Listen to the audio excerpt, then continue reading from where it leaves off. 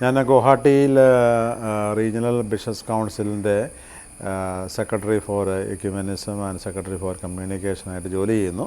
മണിപ്പൂർ ഇന്ത്യയിലെ ഒരു സംസ്ഥാനമാണ്. കഴിഞ്ഞ വർഷം മെയ് മാസം 3 മുതൽ അവിടെ നടക്കുന്ന കലാപങ്ങളെക്കുറിച്ച് കേൾക്കാത്തതും അറിയാത്തതും വായിക്കാത്തതും കാണാത്തതുമായിട്ടുള്ള ആൾക്കാർ ഈ ലോകത്തിൽ തന്നെ ഉണ്ടോ എന്നുള്ളത് എന്നോട് ചോദിച്ചു കഴിഞ്ഞാൽ ഞാൻ പറയും വളരെ വിരളമായിരിക്കും. കാരണം അവിടെ നടന്ന സംഭവങ്ങൾ ലോക മനസാക്ഷിയെ തന്നെ ഞെട്ടിച്ച സംഭവങ്ങളാണ്.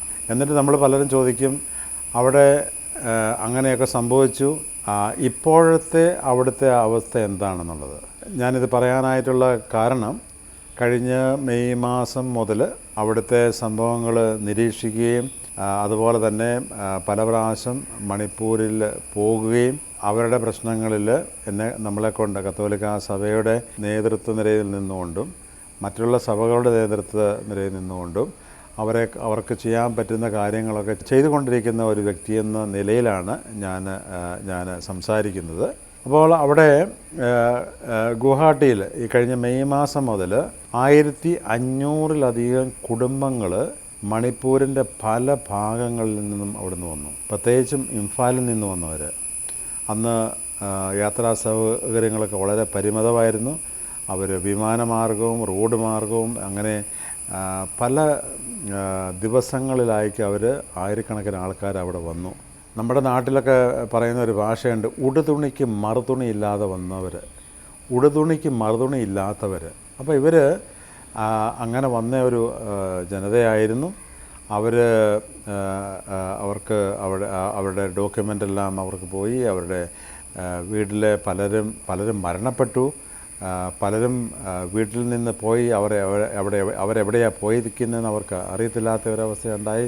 പലരും കൊല്ലപ്പെട്ടു. വളരെ ഭീതിജനകമായ കലാപത്തിലൂടെ അവർ കടന്നുപോയി. ഇപ്പോൾ അവരുടെ സ്ഥിതി എന്താണെന്ന് ഞാൻ വളരെ വിഷമത്തോടു കൂടിയും കൂടെയാണ് പറയുന്നത്, വിഷമത്തോടും ദുഃഖത്തോടും. കാരണം ഈ മണിപ്പൂരിൽ നടന്ന സംഭവങ്ങൾ ഇന്ത്യയിൽ എവിടെ നടന്നാലും നമ്മൾ മിണ്ടാതിരിക്കുമോ? നമ്മുടെ ഈ രാജ്യത്ത് നടന്ന ഈ ഭയാനകമായ കാര്യങ്ങൾ നമ്മൾ പലർക്കും ഇന്നും അങ്ങനെ ഒരു സംഭവമേ നടന്നിട്ടില്ലെന്ന രീതിയിലാണ് നമ്മുടെ രാജ്യം ഇന്ന് പോയിക്കൊണ്ടിരിക്കുന്നത്. നമ്മുടെ പല മേലധികാരികളും നമ്മുടെ രാഷ്ട്രീയ ഇച്ഛാശക്തി പോലും മണിപ്പൂരിന് വേണ്ടി ഇല്ലാത്തവരുടെ ചില പ്രകടനങ്ങളൊക്കെ കാണുമ്പോൾ നമ്മളോട് തന്നെ നമ്മളിങ്ങനെയുള്ളൊരു രാജ്യത്തിലാണോ ജീവിക്കുന്നതെന്ന് ഞാൻ ഓർത്ത് എനിക്ക് തന്നെ വിഷമം തോന്നുന്നു. എങ്കിലും ഏതവസ്ഥയിലും പ്രത്യാശ നൽകുന്ന ഒരു ദൈവമാണ് ക്രിസ്തീയ വിശ്വാസത്തിലുള്ളത്.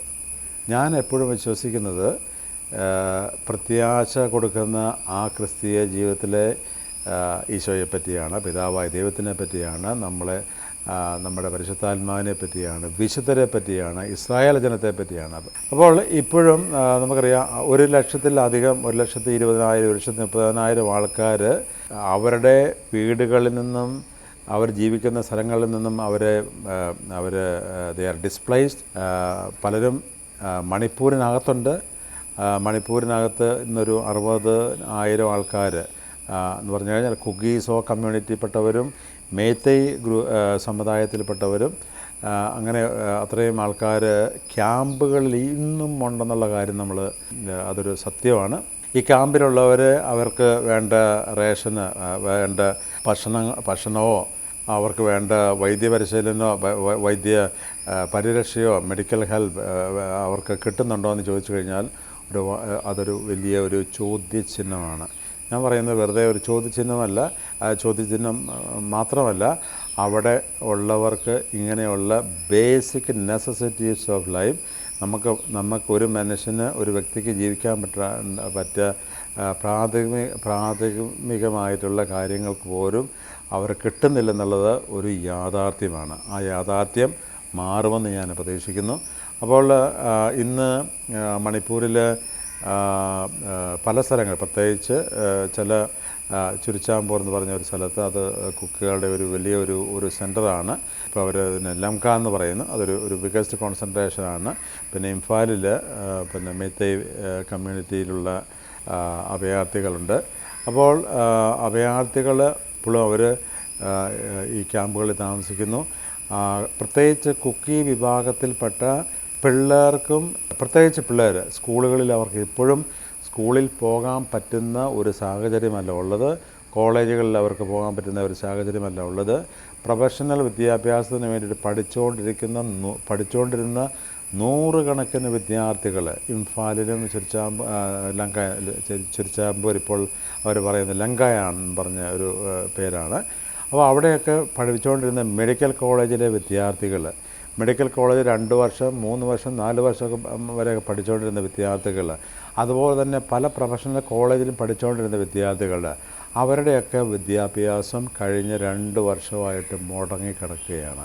അവർ പലരും അവരുടെ സർട്ടിഫിക്കറ്റ് എടുത്ത് മറ്റുള്ള കോളേജിലേക്ക് പോകാനും മറ്റുള്ള സ്ഥലങ്ങളിലേക്ക് പോകാനുള്ള പല പരിശ്രമങ്ങളും നടത്തി. പക്ഷേ അതൊന്നും വിജയം കണ്ടെത്തിയിട്ടില്ല. പിന്നെ ഇപ്പോൾ സംഭവിക്കുന്നത് മണിപ്പൂരിനകത്തും മണിപ്പൂരിന് പുറത്തും നൂറുകണക്കിന് വിദ്യാർത്ഥികൾ പല സ്കൂളുകളിലും ഇന്ന് പഠിക്കുന്നുണ്ട്. പക്ഷെ അവർ പഠിക്കുന്നതും നമ്മുടെ പല ക്രിസ്തീയ സഭകളും അവരെ സഹായിക്കാനായിട്ട് മുമ്പോട്ട് വന്നിട്ടുണ്ട്. കഴിഞ്ഞ വർഷം ഈ കലാപം തുടങ്ങിയപ്പോൾ 2-3 മാസത്തിനകം ഇത് തീരുമെന്ന് അവർ പ്രതീക്ഷിച്ചു. പക്ഷേ മെയ് മാസത്തിൽ തീർന്നില്ല, ഡിസംബർ മാസമായി, ജനുവരിയായി. ഇപ്പോൾ ഈ വർഷം ഇലക്ഷനൊക്കെ കഴിഞ്ഞപ്പോൾ ഇതിൽ കുറേയൊക്കെ മാറ്റം വരുമെന്ന് നമ്മൾ പ്രതീക്ഷിച്ചു. പക്ഷേ ഇതുവരെ അവിടെ ഒരു മാറ്റം നമ്മൾ കാണുന്നില്ല. പക്ഷേ മാറ്റത്തിനായിട്ട് നമ്മൾ പ്രതീക്ഷിക്കുന്നു. അപ്പോൾ അവിടെയുള്ള നൂറുകണക്കിന് പിള്ളേർ നമ്മുടെ നോർത്ത് ഈസ്റ്റിലുള്ള പല സ്ഥലങ്ങളിലും താമസിക്കുകയും പഠിക്കുകയും ചെയ്യുന്നതായിട്ട് എനിക്കറിയാം. അപ്പം ഞാനിത് പറയാനായിട്ടുള്ള ഒരു കാരണം, നമ്മുടെ നോർത്ത് ഈസ്റ്റിൽ നിന്ന് പല സ്ഥലങ്ങളിലേക്ക് നമ്മുടെ അവിടെ നിന്നുള്ള ആൾക്കാരെ കൊണ്ടുപോകാറുണ്ട് പഠിക്കാനും. പക്ഷേ സ്കൂൾ പഠനത്തിന് അവിടെ നിന്നുള്ള പിള്ളേരെ കൊണ്ടുപോകുന്നത് അത് പലപ്പോഴും ബുദ്ധിമുട്ടായിട്ടുള്ള ഒരു കാര്യമാണ്. ഈ മണിപ്പൂരിൽ നിന്നുള്ള ഞാൻ അഭയാർത്ഥികളാണെന്ന് ഞാൻ അവരെ വിശേഷിപ്പിക്കുന്നില്ല, പറയുന്നില്ല. കാരണം അവർ നമ്മുടെ ആൾക്കാരാണ്. നമ്മൾ സ്കൂളിലൊക്കെ പഠിച്ച ഒരു പ്രതിജ്ഞയുണ്ട്, India is my country, all Indians are my brothers and sisters. അപ്പോൾ നമ്മൾ വെറുതെ പറഞ്ഞ ഒരു പ്രതിജ്ഞയല്ലത്. അവർ നമ്മുടെ സഹോദരിമാരാണ്, നമ്മുടെ സഹോദരന്മാരാണ്. അപ്പോൾ അവർക്ക് നമ്മൾ കൊടുക്കേണ്ട പരിഗണന കൊടുത്തില്ലെങ്കിൽ പിന്നെ ആരായിരിക്കും അവരെ കൊടുക്കുന്നത്? അപ്പോൾ ഇപ്പോൾ നമ്മൾ അവരെ സഹായിക്കുന്നില്ലെങ്കിൽ, കഴിഞ്ഞ വർഷം ഈ വർഷം ഇപ്പോൾ ഈ അനിശ്ചിതാവസ്ഥ ഇങ്ങനെ നീണ്ടുകൊണ്ട് പോകുന്നു. അപ്പോൾ ഇങ്ങനെ ഈ അനിശ്ചിതാവസ്ഥയിൽ അവർ നീണ്ടു പോകുമ്പോൾ അവരുടെ ഭാവി തന്നെയാണ് നമ്മൾ ഇല്ലാതാക്കുന്നത്. 1-2 പിള്ളേരുടെ കാര്യമല്ല ഞാൻ പറയുന്നത്, 1-2 കുടുംബത്തിൻ്റെ കാര്യമല്ല ഞാൻ പറയുന്നത്. നൂറുകണക്കിന് കുടുംബങ്ങൾ ഇന്ത്യയുടെ പല ഭാഗത്തും അവർ താമസിക്കുന്നുണ്ട്. മറ്റുള്ള അവരുടെ ബന്ധുക്കളുടെ കൂടെ അല്ലെങ്കിൽ നല്ല മനസ്സുള്ള ആൾക്കാരുടെ കൂടെയൊക്കെ അവർ താമസിക്കുന്നുണ്ട്.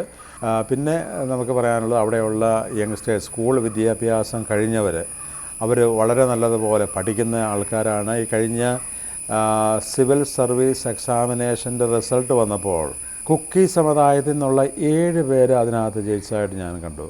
പിന്നെ മെഡിക്കൽ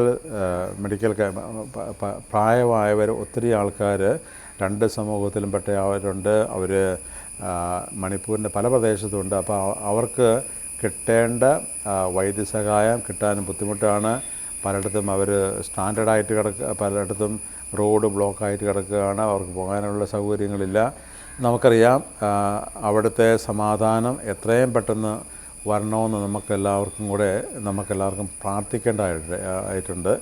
അതിന് രാഷ്ട്രീയ ഇച്ഛാശക്തി വേണം.